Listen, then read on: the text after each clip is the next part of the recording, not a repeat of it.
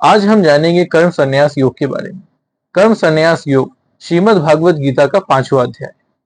इसमें अर्जुन श्री कृष्ण से पूछते हैं कि आपने मुझे कर्म योग के बारे में बताया और कर्म संन्यास के बारे में बताया, इन दोनों में से मेरे लिए सबसे उचित मार्ग कौन सा है?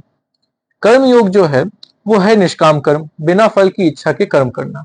कर्म संन्यास है कर्तापन का त्याग करना, यानी ये काम मैंने किया इस बात का त्याग करके अपने कर्म को ईश्वर को, परमात्मा को अर्पित कर देना। तो श्री कृष्ण बोलते हैं कि कर्म योग के बिना कर्म संन्यास का बोध होना, कर्म संन्यास आना बहुत कठिन है।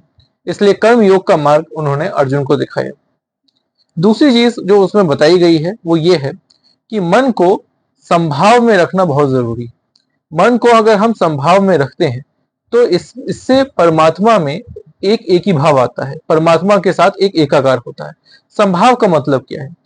मतलब दुख और सुख में एक ही भाव, गर्मी और सर्दी में एक ही तरीके का भाव, पाप और पापी व्यक्ति के प्रति धर्मात्मा के व्यक्ति एक ही भाव रखना, ये पूरा का पूरा आपका संभाव का कॉन्सेप्ट है।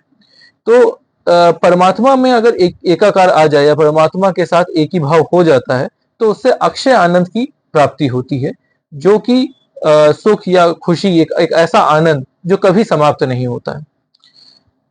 अब इसका तरीका क्या बताया गया?